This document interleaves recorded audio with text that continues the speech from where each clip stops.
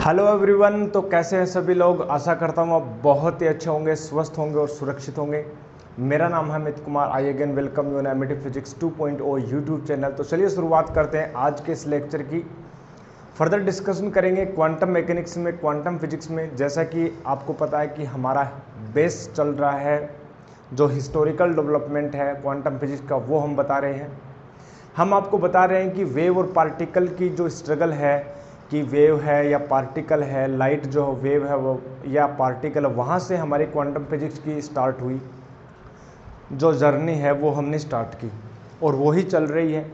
ठीक है, तो यस 3 लेक्चर हमारे कंप्लीट हो चुके हैं और आज इस लेक्चर में जो हमने बताया अभी तक उसके रिगार्डिंग कुछ न्यूमेरिकल्स हैं, कुछ प्रॉब्लम्स हैं, उनको डिस्कस कर लेते हैं प्यारे दोस्तों। ओके, तो यस चलिए स्टार्ट करते हैं। मेरे पास कुछ क्वेश्चंस हैं बुक से, हमारे पास एच.सी. वर्मा साहब की बुक से लिए गए प्रश्न हैं, क्वेश्चन हैं, उनको हम डिस्कस करते हैं। ओके, तो चलिए स्टार्ट करते हैं।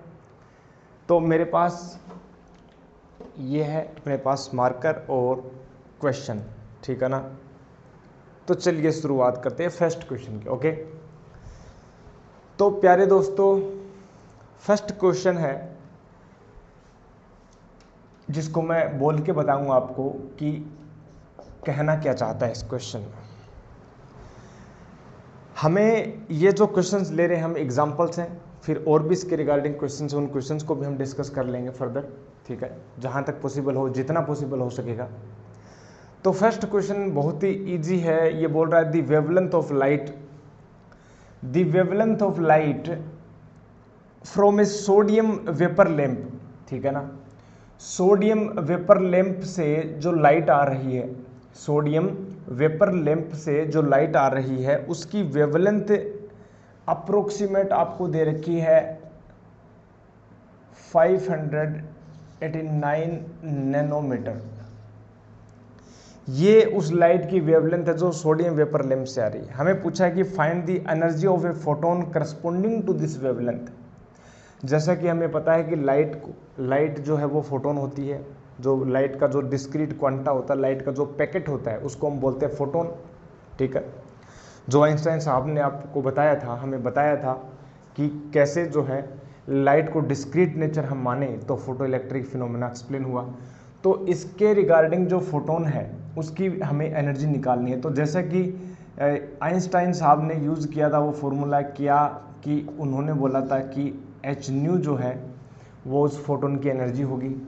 ठीक है, और हमने बोल दिया था कि एच सी बाई लेमडा, और इसकी जो वैल्यू है ना एच सी की, जब आप निकालोगे, कैलकुलेट करोगे 6.62 इंटू 10⁻⁻34 और इसको लिखोगे 3 इंटू 10⁸ मीटर पर सेकेंड, और फिर इसको इलेक्ट्रॉन वोल्ट में कन्वर्ट करोगे। 1 इलेक्ट्रॉन वोल्ट कितना होगा, 1 इलेक्ट्रॉन वोल्ट जो होगा 1.6 इंटू 10⁻⁻19 जूल से इसको इलेक्ट्रॉन वोल्ट में कर लोगे तो, और लेमडा मीटर में होगी। लेकिन जब इलेक्ट्रॉन वोल्ट में कन्वर्ट करोगे तो एच सी की वैल्यू अपने पास आएगी 4, ठीक है, 12,400। ठीक है, यदि आप इसको इलेक्ट्रॉन वोल्ट में लिखोगे तो लेमडा को आपको एंगस्ट्रॉम में लिखना पड़ेगा। ये बेसिक फॉर्मूला है। ठीक है, ओके, या आप इसको ऐसे लिख सकते हो 1240 अपॉन लेमडा, ये नैनोमीटर में होगा और ये होगा इलेक्ट्रॉन वोल्ट। ठीक है, बात एक ही। तो ये हमने डायरेक्ट लिखा है, बाकी आप इसकी वैल्यू कैलकुलेट करोगे, वैल्यू पुट करोगे, वैल्यू पुट कर जब सोल्व करोगे तो यही अल्टीमेटली एक्सप्रेशन आएगी। ठीक है, तो डायरेक्ट हम पुट करते हैं इसकी वैल्यू अब। तो एनर्जी जो है, फोटोन की एनर्जी जो है वो होगी 1240 इलेक्ट्रॉन वोल्ट, और अपने पास 589 ये अपने पास होगा नैनोमीटर। ठीक है ना, तो नैनोमीटर में ये ऑलरेडी तो 589 हो गया अपने पास। जब हम इसकी वैल्यू करेंगे तो इलेक्ट्रॉन वोल्ट में आएगी, और 1240 को 589 से हम डिवाइड करें तो देखना प्यारे दोस्तों, यस ये हमारे पास आया 2.10 इलेक्ट्रॉन वोल्ट, यानी अपने पास आया 2.1 इलेक्ट्रॉन वोल्ट। तो ये हमारे पास उस फोटोन की एनर्जी आ गई। ठीक है, चलिए सेकंड क्वेश्चन हम डिस्कस करते हैं। सेकंड क्वेश्चन तो ये हमारे पास फर्स्ट क्वेश्चन का आंसर हो गया। ओके, सेकंड क्वेश्चन ये बोल रहा है, मेरी लैंग्वेज सुनते जाना क्या मैं बोल रहा हूँ। What is the linear momentum, what is the linear momentum of a photon of radiation having electric field described by E vector is equal to E naught vector cos I cap cos K naught Y plus Z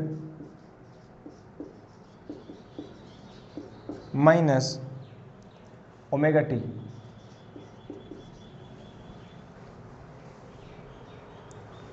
और हमें पूछा what is the magnitude. Okay, देखिए वापस से repeat कर रहा हूं मैं क्वेश्चन ये है कि उस फोटोन की, हमें उस फोटोन का मोमेंटम बताना है। क्या बताना है? Linear momentum. ठीक है, हमें फोटोन का लीनियर मोमेंटम बताना है जो फोटोन कौन सी रेडिएशन से संबद्ध है या मैं बोलूं एसोसिएटेड है, उस रेडिएशन का जो इलेक्ट्रिक फील्ड का जो एक्सप्रेशन है वो ये है अपने पास। तो जैसा कि हमें पता है कि फोटोन जो है वास्तव में और कुछ नहीं है, इलेक्ट्रोमैग्नेटिक वेव ही है। ठीक है, और फोटोन को पार्टिकल की तरह ट्रीट करते हैं। फोटोन पार्टिकल होता है, इलेक्ट्रोमैग्नेटिक वेव भी जब वो एक पर्टिकुलर रीजन में कन्फाइंड हो जाती है तो उसको बोल देते हैं फोटोन। और वो फोटोन एक पार्टिकल की तरह बिहेव करता है, और पार्टिकल की नेचर होती है एनर्जी और मोमेंटम। एनर्जी और मोमेंटम, तो एनर्जी का तो फॉर्मूला ये है, आइंस्टाइन साहब ने बताया था। और मोमेंटम का फॉर्मूला क्या था? मोमेंटम का फॉर्मूला आया था P = h/λ। ये मोमेंटम का फॉर्मूला आया था। जो ये वेवलेंथ उस वेव की वेवलेंथ है जिस वेव से वो फोटोन एसोसिएटेड है, और यहां पर हमें दे रखा है उस वेव की इक्वेशन, यानी उस रेडिएशन मतलब क्या? Electromagnetic wave. जैसा कि हमें पता है लाइट जो है इलेक्ट्रोमैग्नेटिक वेव ही होती है, जितनी भी रेडिएशन होती हैं। रेडिएशन जनरल वर्ड है इलेक्ट्रोमैग्नेटिक वेव को रिप्रेजेंट करने का। और लाइट क्या है? लाइट एक खुद इलेक्ट्रोमैग्नेटिक वेव है। लाइट क्या है? खुद इलेक्ट्रोमैग्नेटिक वेव है। और जितनी भी इलेक्ट्रोमैग्नेटिक वेव है, गामा रे हो गया, एक्स रे हो गया, रेडियो वेव हो गया, ऑल इनको हम जनरली रेडिएशन बोल देते हैं। तो यस, P = h/λ है, ये हमारे पास वो एक्सप्रेशन है। जैसे कि हमने आपको बताया था कि P = h/λ हो गया, इसका एक और एक्सप्रेशन हमने बताया था। क्या बताया था? 2π से ऊपर नीचे मल्टीप्लाई करो तो h/2π हो गया, और यहाँ से 2π/λ हो गया। तो यहाँ से प्यारे दोस्तों h कट, ठीक है, और यहाँ से k आया था। क्या? बिल्कुल आया था। तो ये तो हो गया h कट के इसकी मैग्नीट्यूड फॉर्म। और यदि वेक्टर फॉर्म में बात करें तो ये जो है वो वेव वेक्टर होता है, k वेक्टर। ठीक है, यदि मैं ये निकाल लूँ k वेक्टर h कट हमें पता है, तो मेरे पास आंसर आ जाएगा। ओके, अब k वेक्टर कैसे निकालें? k वेक्टर होता है wave propagation vector. k vector है wave propagation vector. It defines, या मैं बोलूँ कि it tells you the direction of propagation of the wave. ठीक है, so the direction of wave vector is simply the direction of propagation of wave. ठीक है, the direction of k vector is equal to the direction of propagation of wave. तो k vector कैसे निकालें? जैसा कि हमें जनरल इक्वेशन के जो फॉर्मेट होती है, इसको यदि मैं जनरल इक्वेशन क्या होती है?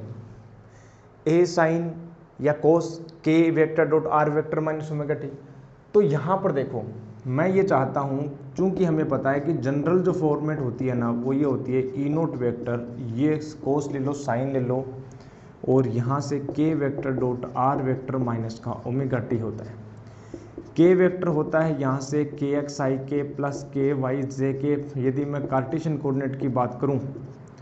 और r वेक्टर होते हैं पोजीशन वेक्टर, यानी x i k plus y j k plus z k k।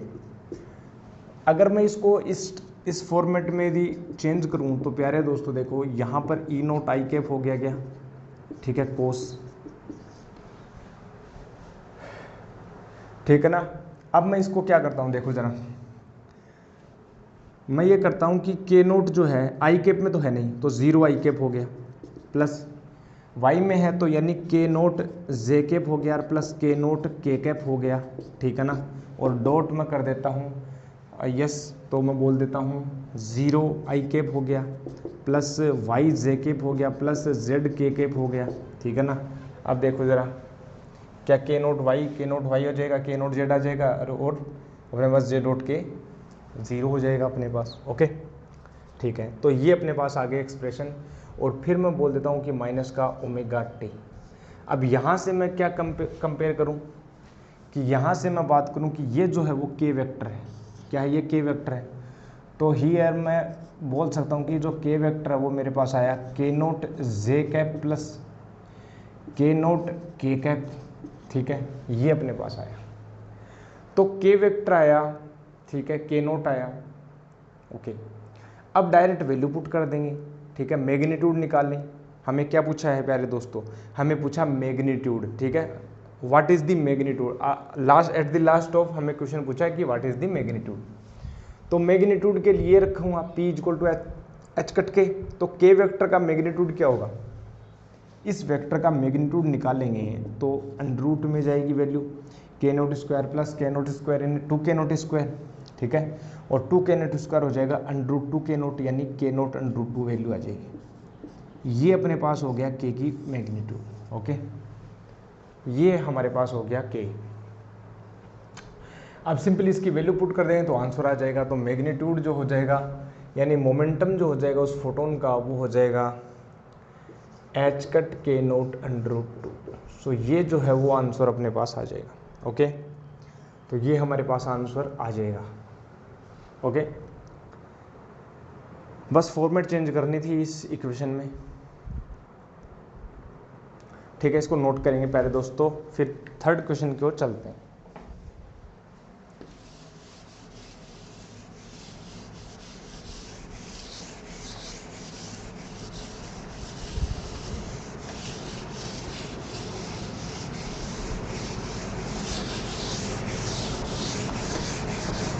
Next question की हम चर्चा करेंगे अब।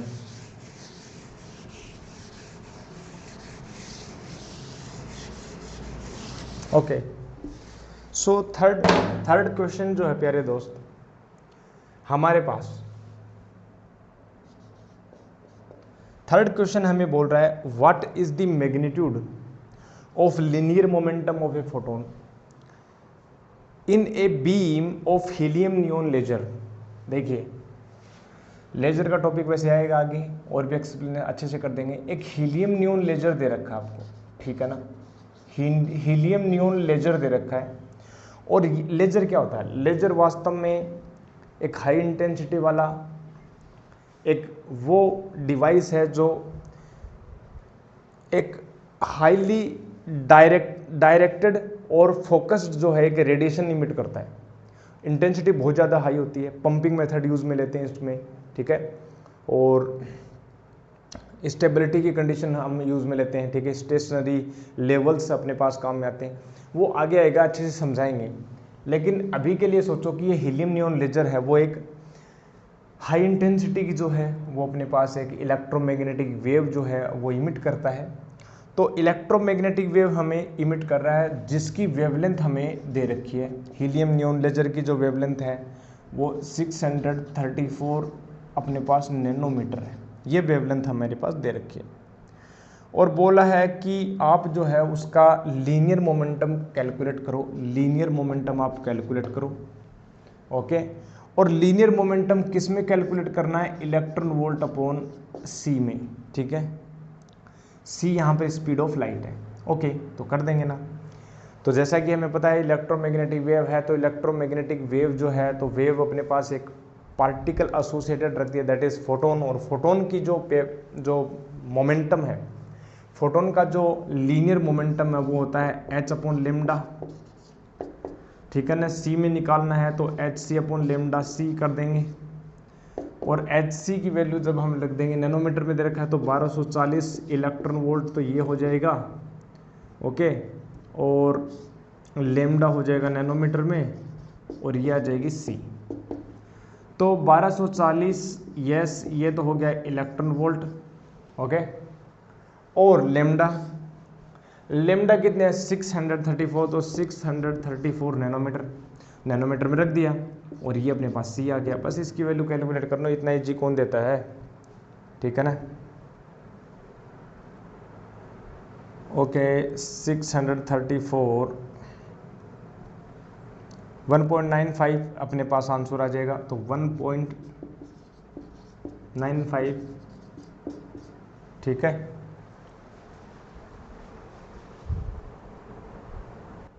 ओके तो ये अपने पास आंसर हो गया। फोर्थ क्वेश्चन जो अपने पास है, ठीक है, फोर्थ क्वेश्चन अपने पास दे रखा है, इसको ध्यान रखना 634 नैनोमीटर, ठीक है। तो फोर्थ क्वेश्चन अपने पास दे रखा है, देखना, a beam of light of wavelength 420 nanometer, a beam of light है, ए बीम ऑफ लाइट जो अपने पास है, ए बीम ऑफ लाइट जो है, ठीक है, इसकी जो वेवलेंथ है, इसकी जो वेवलेंथ है यानी 420 नैनोमीटर दे रखी है, ठीक है ना, 420 नैनोमीटर दे रखी है, और इसकी इंटेंसिटी उतनी ही है जितनी दूसरी बीम है, अनदर बीम है, ठीक है। अनदर बीम अपने पास, another beam of light, another beam of light, पुंज जो है लाइट रेज का, अनदर बीम ऑफ लाइट जो है उसकी वेवलेंथ अपने पास दे रखी है, लेमडा 2 मान लेते हैं, 630 नैनोमीटर, ये हमारे पास उसकी वेवलेंथ है, और बोल रखा है कि दोनों की इंटेंसिटी सेम है। आई एम रिपीटिंग, ठीक है, इंटेंसिटी सेम है, मतलब मैं बोलूं कि इसकी इंटेंसिटी मान लो I1 है, ठीक है,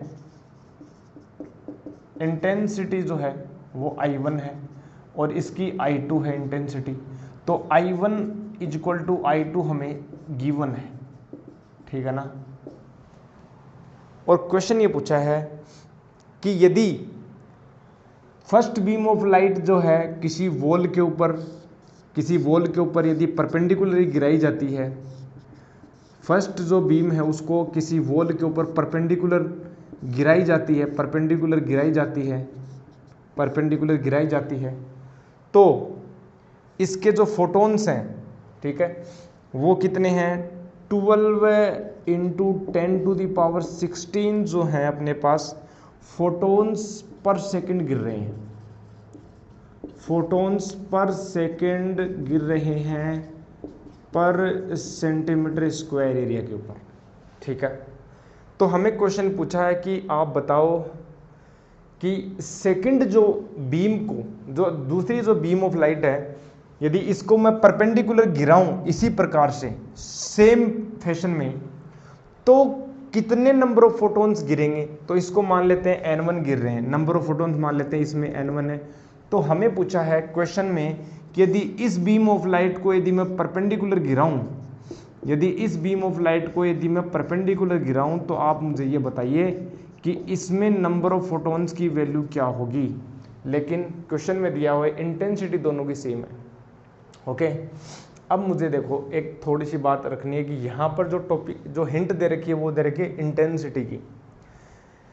इंटेंसिटी क्या होता है, वेव की डेफिनेशन में जाएं तो इंटेंसिटी होता है energy per unit area per unit time, ठीक है, energy falling per unit area per unit time, so per second और पर सेंटीमीटर स्क्वायर जो है, ठीक है। अब एनर्जी, क्या ये जो वेव है इसकी एनर्जी मैं लिख सकता हूँ, इन फोटोनों के करस्पॉन्डिंग लिख सकते हैं। इसकी इंटेंसिटी लिखूं मैं I1। प्यारे दोस्तों देखना, जरा ध्यान देना इस बात पर। फर्स्ट की बात करूं, इंटेंसिटी जो है I1 जो होगी वो होगी energy per unit area per unit time, यानी energy per unit area per unit time.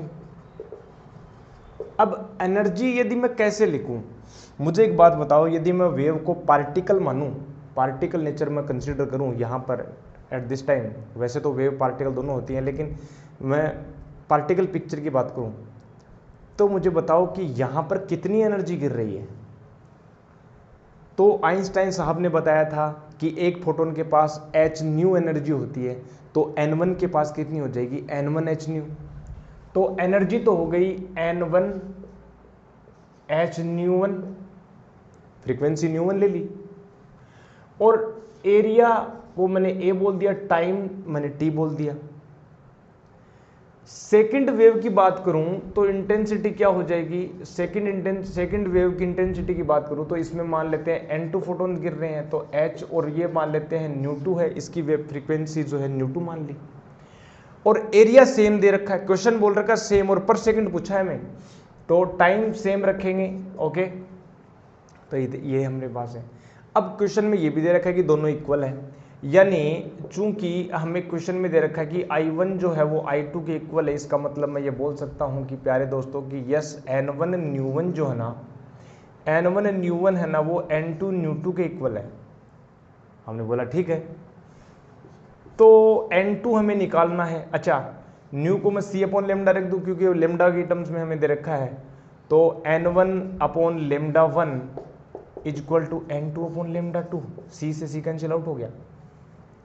तो हमें तो क्वेश्चन में निकालना है N2, तो N2 जो हो जाएगा ना प्यारे दोस्तों, वो हो जाएगा N1 into lambda 2 upon lambda 1।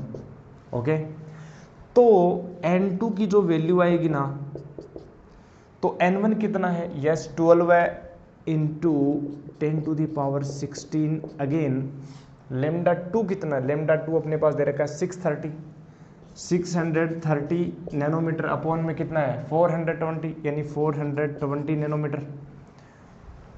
तो अपने पास यस कैंसिल आउट हो गया, मैं डायरेक्ट कर लेता हूँ, मेरे पास कैलकुलेटर है, ठीक है ना, तो मैं इसको कैलकुलेट करता हूँ, यानी 663 अपॉन में 42 1.5, और 1.5 को यदि मैंने मल्टीप्लाई किया तो 18 बना, तो N2 की जो वैल्यू आएगी ना, वो 18 इंटू 10 टू द पावर 16 जो हैं फोटोन्स जो हैं वो पर सेकंड जो हैं और per unit centimetre square area पर गिर रहे हैं, ठीक है ना। तो इतने नंबर ऑफ फोटोन्स गिर रहे हैं, सिंपल। तो ये हमारी अप्रोच रहेगी, जब भी प्रॉब्लम्स आएगी तो आपको फोकस वो रखना है कि क्या कोई हिंट दे रखी है, क्या कोई हिंट दे रखी है जिसके माध्यम से मैं इस क्वेश्चन को इनिशिएट कर सकता हूँ, बस वो चेक करना है। और ये जो बातें हैं कि कैसे हिंट चेक करें, ये प्रैक्टिस के साथ आएगा प्यारे दोस्तों, ऐसा ही नहीं आ जाएगा, बार बार प्रैक्टिस करेंगे, तभी तो बोलते हैं कि practice makes a man perfect, ठीक है। तो जल्दी से इसको नोट करेंगे और फिर हम बढ़ते हैं नेक्स्ट क्वेश्चन की ओर जल्दी से। तो ये हमारे पास हो गया फोर्थ, ठीक है ना। ओके, तो यस,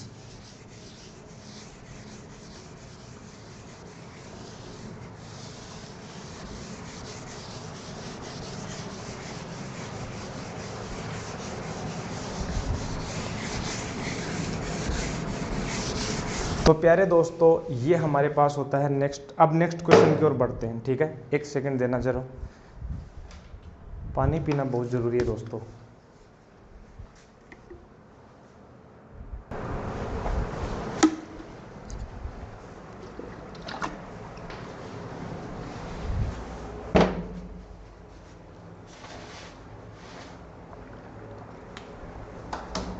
ओके, तो ये अपने पास हो गया। चलिए नेक्स्ट क्वेश्चन की ओर बढ़ते हैं। ओके, तो हमारे पास हो गए ये वाले क्वेश्चन।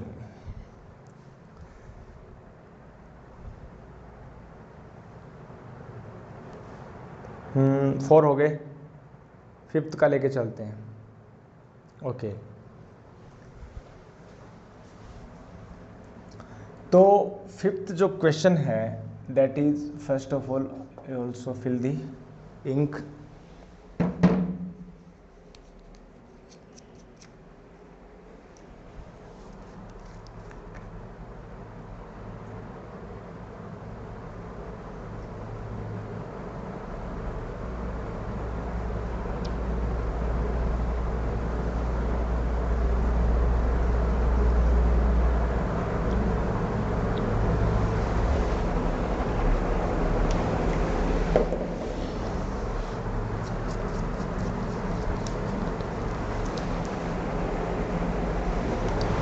5th देखिए क्वेश्चन क्या है। एन इलेक्ट्रॉन इज मूविंग, एक इलेक्ट्रॉन मूव कर रहा है, चलो ठीक है मूव करवा देते हैं। N electron is moving with speed 2c upon 511, ठीक है 511, यानी इसकी जो स्पीड है वो है 2c अपॉन 511। ओके, हिट से पॉजिट्रॉन, ये जो है हिट करता है पॉजिट्रॉन से, यानी ये वाला particle, same mass same charge but opposite nature, ठीक है। जब ये इससे टकराएगा तो हमें पता है, हमें एक बात पता है कि जब भी इलेक्ट्रॉन पॉजिट्रॉन आपस में कोलाइड करते हैं तो दो फोटोन निकलते हैं। दो फोटोन निकलना जरूरी है क्योंकि मोमेंटम कंजर्वेशन जरूरी है। इसको हम बताएंगे this is called the pair annihilation, और एक और प्रोसेस होती है दैट इज पेयर प्रोडक्शन। तो एक फोटोन निकला, एक और फोटोन निकला, बट ये जो निकला है वो जस्ट इसके अपोजिट डायरेक्शन में निकलेगा। The two particle annihilate each other, okay, photon opposite, ठीक है। Find the energies of this photon, इन फोटोनों की एनर्जी हमें निकालना है, सीधी सी बात पूछा है, इसकी एनर्जी हमें निकालना है। मास ऑफ द इलेक्ट्रॉन हमें दे रखा है, मास ऑफ द इलेक्ट्रॉन हमें दे रखा है कि 511 किलो इलेक्ट्रॉन वोल्ट अपॉन सी स्क्वायर, ये हमें दे रखा है। ओके, इसकी एनर्जी हमें निकालना है। Okay, find the energy of the mass of the electron. Okay, और मास ऑफ इलेक्ट्रॉन जो है वो मास ऑफ प्रोटॉन के equal, sorry mass of positron जो है, ठीक है, मास ऑफ इलेक्ट्रॉन जो है वो मास ऑफ पॉजिट्रॉन के इक्वल दे रखा है, और इक्वल होता ही है, होता ही इक्वल है, दे क्या रखा है। तो यहाँ पर हो गया, कैसे करेंगे देखना प्यारे दोस्तों। पहली बात हम ये चेक करते हैं कि इलेक्ट्रॉन जो यहाँ पर कोलाइड कर रहा है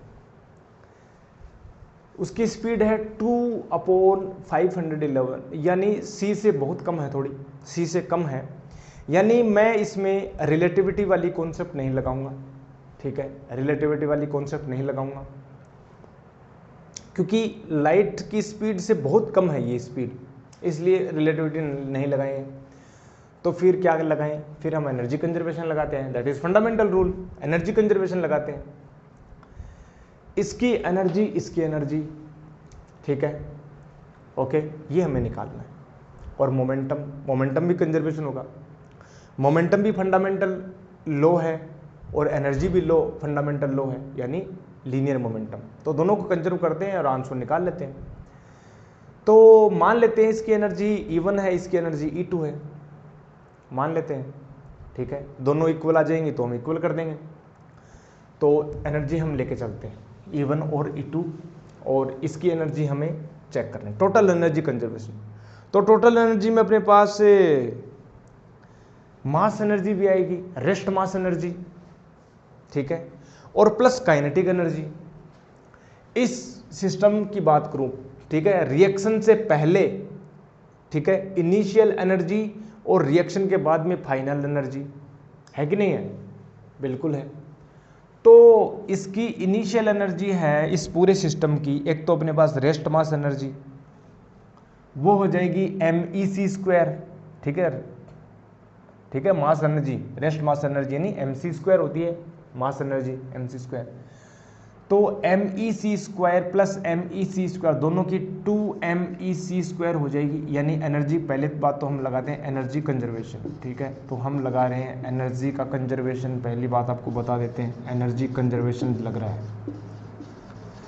और एनर्जी कंजर्वेशन में हमने बोला कि इनिशियल एनर्जी जो वो फाइनल एनर्जी के इक्वल होनी चाहिए, और इनिशियल एनर्जी में हम बोलेंगे रेस्ट मास एनर्जी, यानी अपने पास 2MEc² प्लस अपने पास काइनेटिक एनर्जी इसी इलेक्ट्रॉन के पास है, यानी हाफ अपने पास हो गया MeV², ओके। और is equal to final energy, यानी इसकी एनर्जी में बोल देता हूँ E1 बोल देता हूँ, इसकी एनर्जी में बोल देता हूँ E2 बोल देता हूँ, और E1 E2 हमें निकालनी है। इसको 1 वाला फोटोन बोल देते हैं, इसको 2 नंबरिंग दे देते हैं, ठीक है। ये हो गया एनर्जी कंजर्वेशन। मोमेंटम कंजर्वेशन भी कर दो ना, लगते हाथ मोमेंटम कंजर्वेशन भी कर दो, तो मोमेंटम कंजर्वेशन यदि मैं बात करूंगा ना, मोमेंटम कंजर्वेशन,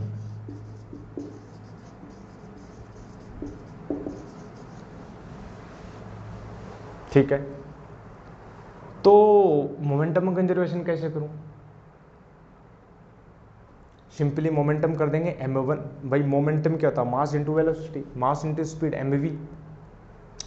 फोटोन के लिए मोमेंटम कंजर्वेशन की यदि मैं बात करूं तो मोमेंटम फोटोन के लिए क्या होता था, याद करो, E इक्वल टू होता था क्या, पीसी होता था क्या, ये हमने देखा था, hc अपॉन लेमडा, याद करो, P equal to h upon lambda यानी hc अपॉन लेमडा, तो E इक्वल टू पीसी होता था, तो P इक्वल टू हो गया E बाई सी, ठीक है।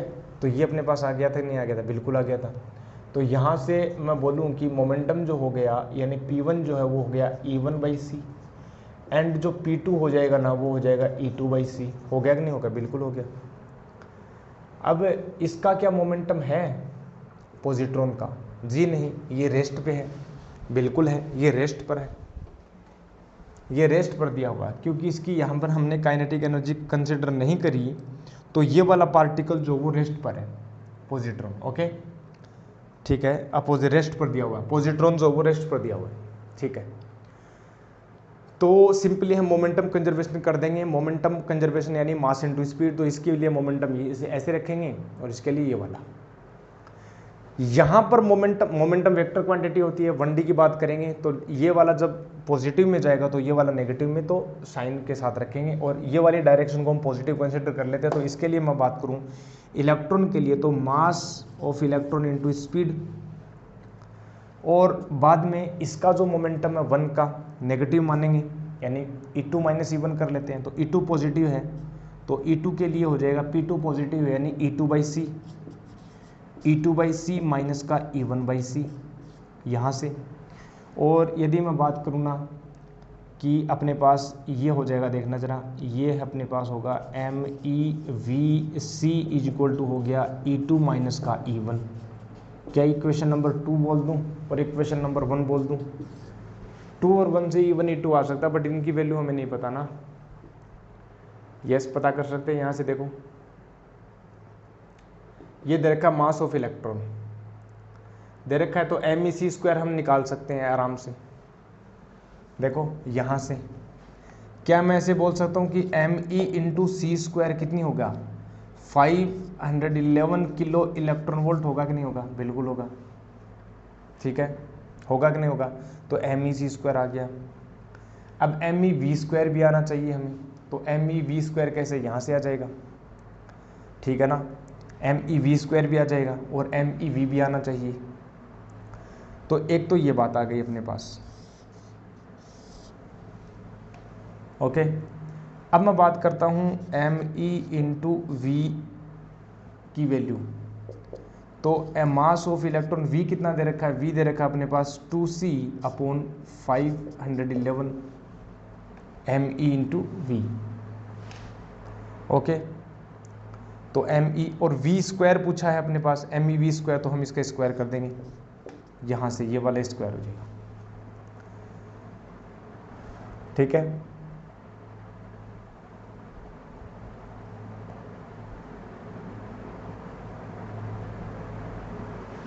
कॉम्प्लिकेटेड नहीं हो जाएगा क्या? MEVC, ये रखो MEVC। MEVC हम रखें तो देखना जरा, MEVC जब हम कैलकुलेट करेंगे तो मास ऑफ इलेक्ट्रॉन V कितना है? 2C अपॉन 511, और ये C एक और है, यानी मेरे पास हो गया 2MEC स्क्वायर अपॉन 511, और ये हो गया MEVC, ठीक है। तो MEC स्क्वायर की वैल्यू तो हमें पता है, ठीक है ना, MEV स्क्वायर MEC स्क्वायर की वैल्यू तो हमें पता है, ये 511 आ जाएगी। तो यहाँ से 2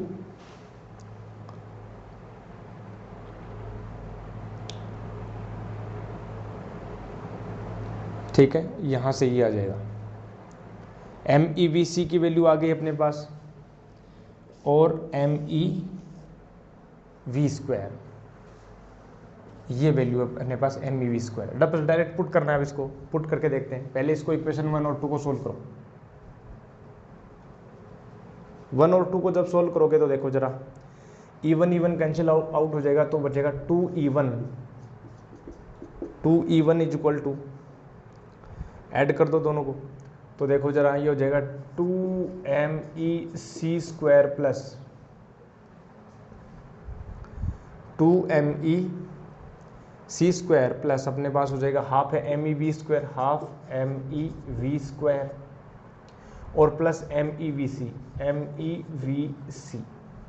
हमें निकालना है E1, तो E1 जब हमें निकालना है तो हाफ से हम डिवाइड कर देंगे, यानी MEC² प्लस 1/4 अपने पास हो जाएगा MEV² प्लस 2 से डिवाइड कर देंगे, यानी 1/2 MEVC, ठीक है ना, ये अपने पास होगा।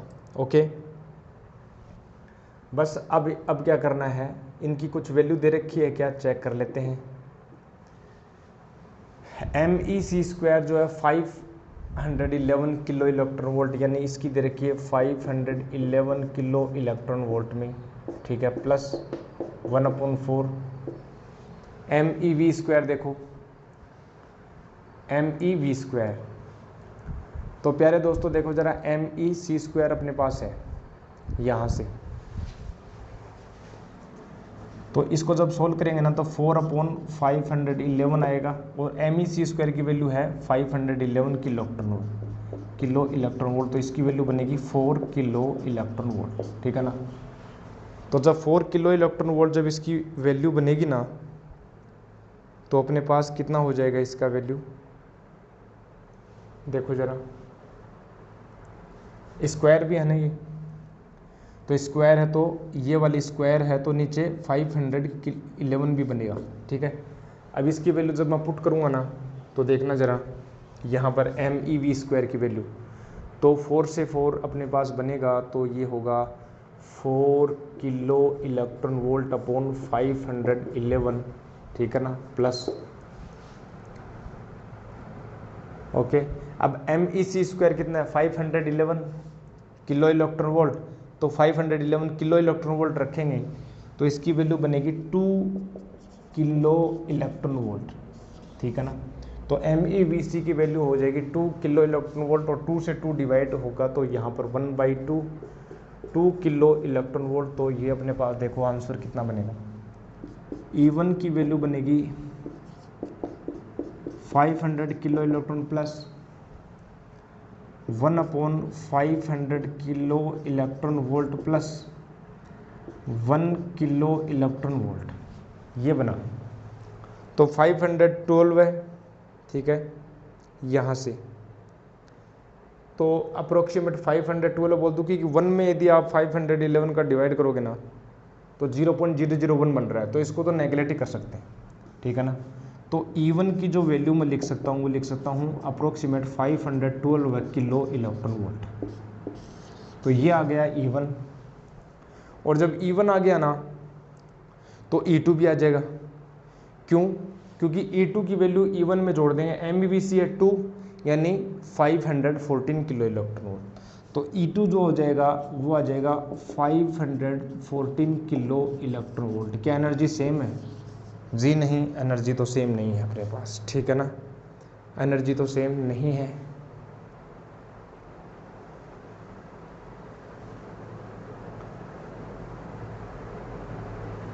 ठीक है ना, E1 कितना है अपने पास, ठीक है, 512 आ गया, और जब हम इसमें करेंगे, ठीक है, E2 माइनस E1 आ गया था अपने पास, okay okay okay okay okay okay MVC, तो हमें निकालना है अब E2 कितना हो गया, E1 प्लस MEVC 2 है, तो फिर ऐड नहीं होगा क्या इसमें, जब मैं इक्वेशन 1 और 2 को मैंने ऐड किया तो अपने पास कितना आया था, ओ माय गॉड, ये E2 की वैल्यू है, दोनों को ऐड करेंगे तो E1 कैंसिल आउट नहीं हो जाएगा क्या, तो 2E2 बनेगा। ये जो भी वैल्यू आई मेरे पास आई E2 की, किसकी आई, E2 की आई, और E1 कितना हो जाएगा, E1 में अब की बार हम करेंगे तो E1 जो होगा वो सब्ट्रैक्ट होगा, है ना, तो E2 में से सब्ट्रैक्ट करेंगे तो 512 में से यदि मैं 2 सब्ट्रैक्ट करूँगा तो मेरे पास 510 किलो इलेक्ट्रॉन वोल्ट आएगा, ठीक है ना। और हमारे पास जब आंसर देखें इसको, ठीक है ना, मेरे पास आंसर भी हैं, तो यस 512 है E2 और 510 किलो इलेक्ट्रॉन वोल्ट दोनों सही।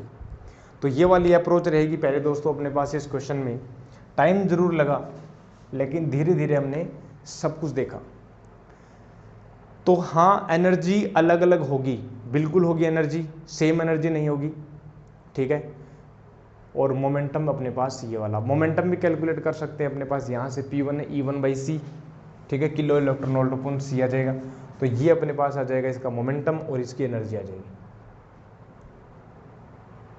ओके, ठीक है, ओके। तो इसको नोट कर लेंगे जल्दी से, फिर हम नेक्स्ट क्वेश्चन की ओर बढ़ते हैं। पहले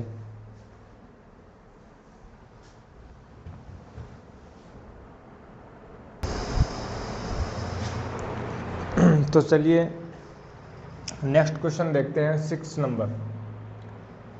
तो नेक्स्ट क्वेश्चन जब हम देखें तो उसमें क्या पूछ रहा है हमसे, हमें बोल रखा है कि a beam of light of 450 nanometer. तो एक बीम है लाइट की जिसकी वेवलेंथ जो हमारे पास दे रखी है 450, यानी वेवलेंथ हमें दे रखी है प्यारे दोस्तों 450 नैनोमीटर वेवलेंथ दे रखी है।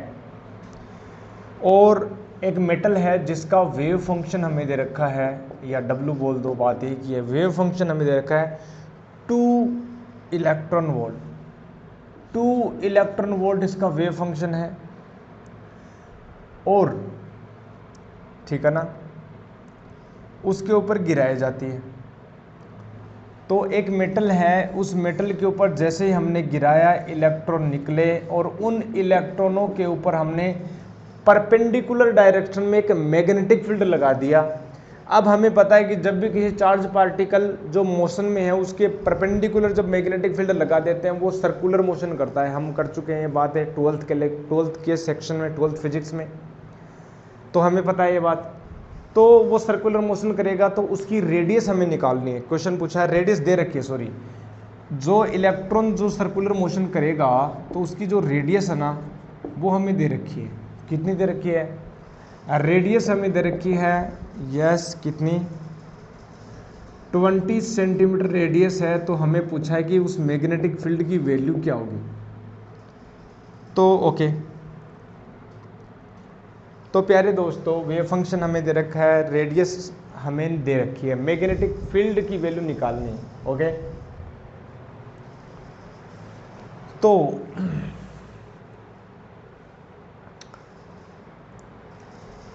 रेडियस का फॉर्मूला कितना होता है? यदि मैं बात करूं जो चार्ज पार्टिकल है मैग्नेटिक फील्ड में जब मोशन करता है तो उसकी रेडियस का जो फॉर्मूला होता है ना, वो रेडियस का फॉर्मूला होता है R होता है mv/qb, होता नहीं होता? और हमें b निकालना है। m भी पता है इलेक्ट्रॉन के, लेकिन इलेक्ट्रॉन की वेलोसिटी नहीं पता, स्पीड नहीं पता इलेक्ट्रॉन की। इलेक्ट्रॉन की स्पीड कैसे पता करे भाई? इलेक्ट्रॉन की स्पीड तो काइनेटिक एनर्जी से, वो इक्वेशन यूज करो आइंस्टाइन की।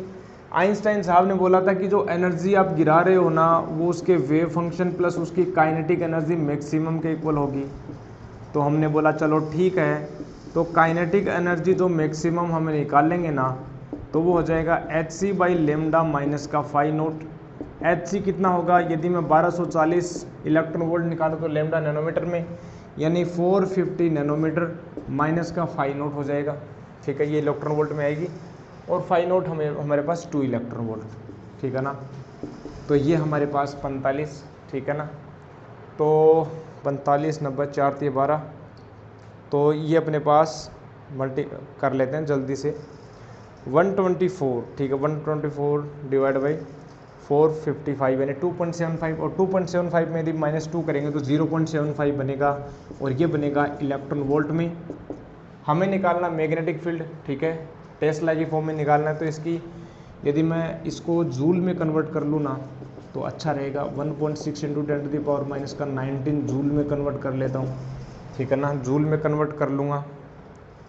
तो जूल में कन्वर्ट करके मैं जब सोल्व करूँगा ना तो मेरे पास आएगा 1.2 इंटू 10⁻⁻⁻19 जूल, ये अपने पास आ गई kinetic energy. Okay, kinetic energy आ गई तो प्यारे दोस्तों देखना जरा, हमें B की वैल्यू निकालना है ना, तो B यहाँ से हो जाएगा mv/Q/R। ओके, काइनेटिक एनर्जी जो होती है अपने पास, यदि मैं बात करूँ p²/2m, यदि मैं इसको रखूँ, ये क्या मोमेंटम है, mv क्या मोमेंटम है, और मोमेंटम को मैं लिख सकता हूँ √2m के, यानी काइनेटिक एनर्जी, और यहाँ पर हो गया Q/R। अच्छा, काइनेटिक एनर्जी की वैल्यू हमें पता है, काइनेटिक एनर्जी की वैल्यू अभी हमने कैलकुलेट की, यानी 2 × 1.6 × 10⁻⁻19 इंटू काइनेटिक एनर्जी जब हम रखें, यानी 1.2 × 10⁻⁻19, और यहाँ से हो गया, ठीक है ना, ये चार्ज रेडियस हमें दे रखी है 20 सेंटीमीटर, यानी 20 × 10⁻⁻2, और यहाँ से 1.6 × 10⁻⁻19 कूलम। ओके, यहाँ से, ठीक है, ये मास 9.1 × 10⁻31, ठीक है ना, ये 1.2 हो गया। अब बस इसकी वैल्यू कैलकुलेट करनी है हमें, मल्टीप्लाई करके, ये मैग्नेटिक फील्ड हो गया। तो देखना ज़रा, जल्दी से मैं इसको जल्दी से कैलकुलेट करता हूँ। 2.4,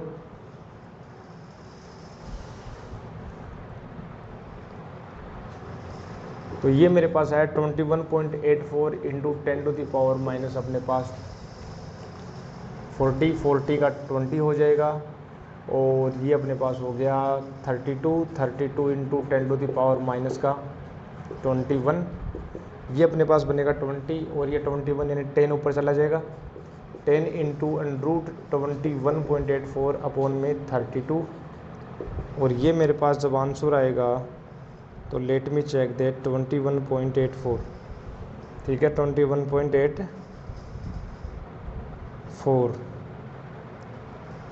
और ये बना अपने पास 46/32, तो 1.43, लेट मी चेक दैट, 1.43 के अप्रोक्सीमेशन हमें आ रहा है, बट वैल्यू जो है 10⁻⁻⁵ है ना, कुछ गड़बड़ कर दी गया। चार्ज की वैल्यू हो गई 1.6 × 10⁻⁻19 हो गया, और यहाँ से देखना जरा,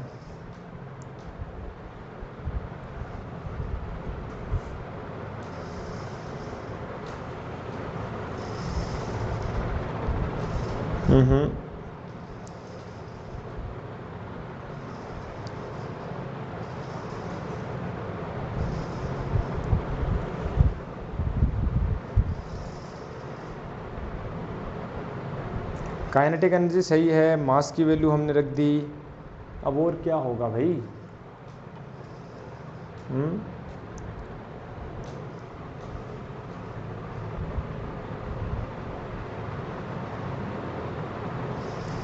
ये प्यारे दोस्तों 50 आएगा, ठीक है ना, क्या यार थम भी, ये कितना हो जाएगा 25 हो गया, और यहाँ पर 10⁻⁴ बचेगा, ठीक है, 10⁻⁻⁴, तो यहाँ से अपने पास देखो ज़रा, 10⁻⁻⁻ का 25 और 10⁻⁻⁴ का 4 बचा, और अपोन में √ में 21.84/32। अब चेक करो ज़रा, यस, तो अपने पास होगा 21.84, और अपोन में अपने पास होगा 32, और यहाँ से जब मेरे पास करेगा तो 0.14 × 10⁻⁻⁴ टेस्ला, ठीक है ना, लेट मी चेक दैट, ये वाला सही है, ठीक है ना, यस। तो अपने पास इसको जब सोल्व करें तो 1.4 × 10⁻⁵ टेस्ला, ये वाला आंसर हो जाए, ठीक है। जल्दी से इसको नोट कर लेंगे, ये हो गया 6 नंबर। अब हम चलते हैं 7, ठीक है, ये अपने पास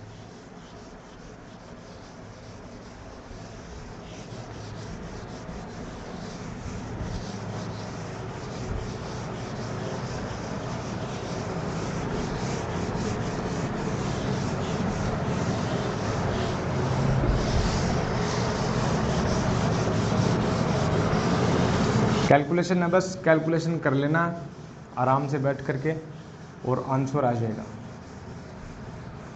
कई बार कैलकुलेशन में मिस्टेक हो जाती है जल्दीबाजी में, तो इसका ध्यान रखना प्यारे दोस्तों। नेक्स्ट क्वेश्चन हम चलते हैं 7th नंबर, और 7 में हमारे पास क्या बोल रहा है देखो।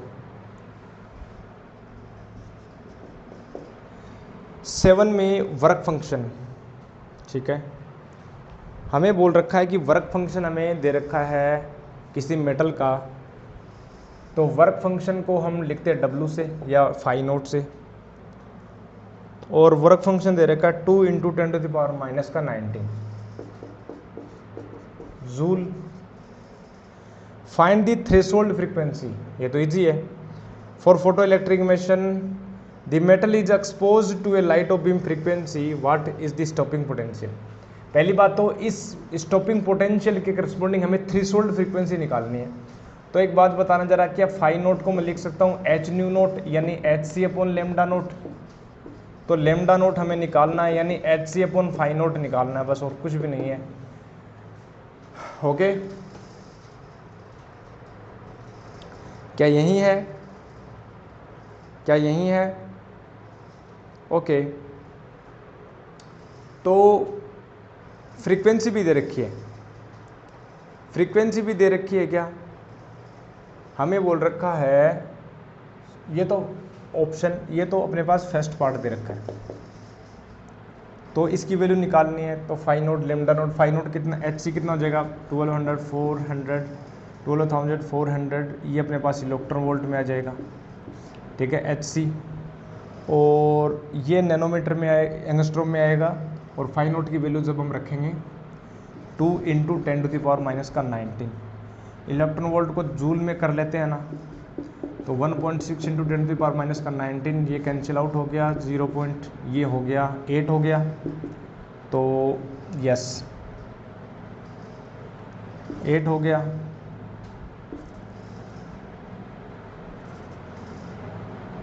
यस, ये अपने पास हो गया एंगस्ट्रॉम में, ठीक है ना। तो ये अपने पास आएगी एंगस्ट्रॉम में इसकी वैल्यू।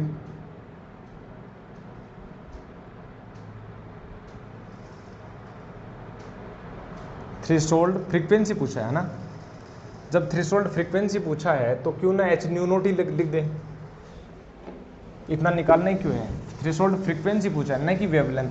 तो थ्रेशोल्ड फ्रीक्वेंसी में तो न्यू नोट की वैल्यू निकल जाएगी डायरेक्ट, ये न्यू नोट निकल जाएगा। न्यू नोट कितना हो जाएगा, फाई नोट/H। फाई नोट कितना है 2 × 10⁻⁻⁹ जूल, और H जो अपने पास 6.6 × 2 × 10⁻34 जूल सेकंड हो गया। तो न्यू नोट जो आ जाएगा अपने पास, सिंपली इसको सोल्व कर लेना, ठीक है ना।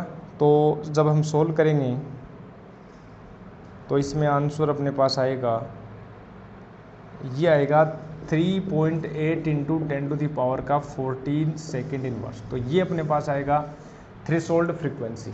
ओके, 8th ये अपने पास हो गया। यस, अब हमें पूछा है नेक्स्ट, यदि इस मेटल के ऊपर, ठीक है ना,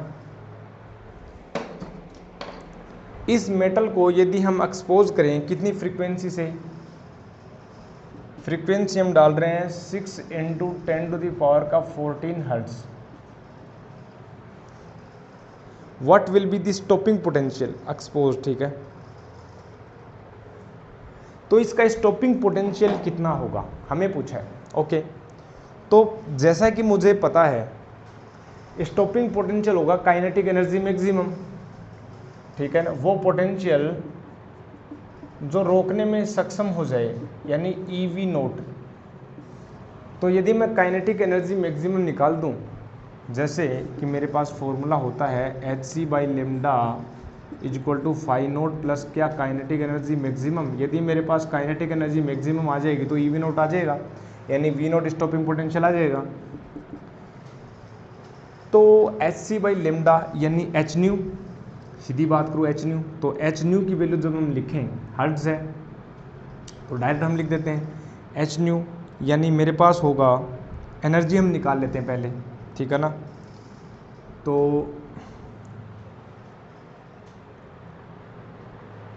ये अपने पास ठीक है। तो डायरेक्ट हम रख देते हैं एनर्जी। तो H की वैल्यू होगी 6.62 इंटू 10⁻⁻34, ये तो हो गया अपने पास जूल सेकंड, और यहाँ पर सेकंड इनवर्स में अपने पास आ जाएगी फ्रीक्वेंसी, यानी 6 इंटू 10⁻14, ये बन जाएगा जूल में। और फाई नोट अपने पास दे रखा है, कितना आया था अपने पास फाई नोट जो दे रखा है 2 इंटू 10⁻⁻19, ये अपने पास दे रखा काइनेटिक एनर्जी मैक्सिमम आ जाएगी। ठीक है। तो जब हम इसको सोल्व करेंगे तो देखो जरा कितना होगा, 14 मल्टीप्लाई कर लेते हैं,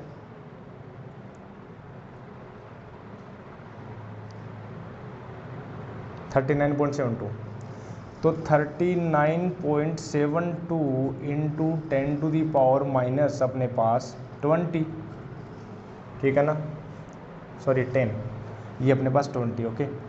तो यहाँ और फिर यदि मैं माइनस कर दूँ 2 इंटू 10⁻⁻19, तो अपने पास आ जाएगा काइनेटिक एनर्जी मैक्सिमम।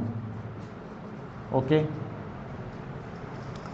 और जब हम इसको सोल्व करें तो देखो 3.97 में से यदि मैं 2 को सब्ट्रैक्ट कर दूँ इंटू 10⁻⁻19, तो ये आ जाएगी अपने पास काइनेटिक एनर्जी मैक्सिमम। जब हम इसको सोल्व कर देंगे ना प्यारे दोस्तों, अपने पास हो गया 1.97 इंटू 10⁻⁻19, ठीक है ना, और ये हो जाएगी काइनेटिक एनर्जी मैक्सिमम। अब ये काइनेटिक एनर्जी मैक्सिमम आ गई, तो हमें निकालना है स्टॉपिंग पोटेंशियल, ठीक है। तो ये जूल में आएगी, इसको मैं डिवाइड कर देता हूँ, तो V नोट आ जाएगा। देखो यहाँ से मैं क्या करता हूँ, V नोट हमें निकालना है, तो काइनेटिक एनर्जी मैक्सिमम है 1.97 इंटू 10⁻⁻19 अपॉन में, ये जूल में है, इलेक्ट्रॉन वोल्ट अपने पास E की वैल्यू हम पुट कर देंगे, तो ये हो जाएगा 1.6 इंटू 10⁻⁻19, तो कैंसिल आउट हो गया। तो यहाँ से जब मैं बात करूँगा ना, तो अपने पास 1.97 डिवाइड कर दूँ 1.6 से, तो यस मेरे पास आ गया 1.23 वोल्ट, ये अपने पास आ गया स्टॉपिंग पोटेंशियल। ठीक है। ओके। यस, तो ये अपने पास आया स्टॉपिंग पोटेंशियल। सिंपली हमें बोल रखा था कि आपको स्टॉपिंग पोटेंशियल निकालना है। यदि हम इस फ्रीक्वेंसी की लाइट यदि उस पर डालें, तो इस फ्रीक्वेंसी की यदि आप लाइट डालोगे तो उन इलेक्ट्रॉनों की काइनेटिक एनर्जी मैक्सिमम कितनी होगी वो निकाल लो, और उतनी काइनेटिक एनर्जी मैक्सिमम के करस्पॉन्डिंग जो एनर्जी जो स्टॉपिंग पोटेंशियल लगाएंगे, यानी ईवी नोट होगा एनर्जी के करस्पॉन्डिंग। तो काइनेटिक एनर्जी मैक्सिमम निकालने का ये फॉर्मूला हमने यूज़ लिया, इससे काइनेटिक एनर्जी मैक्सिमम निकल गई। तो इस जब काइनेटिक एनर्जी मैक्सिमम की वैल्यू आ गई, इसको हम ई से डिवाइड कर दे तो वी नोट वैल्यू आ जाएगी, सिंपल। ठीक है। तो ये हमारे पास कुछ न्यूमेरिकल्स हुए, कुछ प्रॉब्लम्स हमने डिस्कशन की। जो भी आगे क्वेश्चंस हैं, न्यूमेरिकल्स हैं, अच्छे हैं, उनको डिस्कस कर लेंगे। ओके।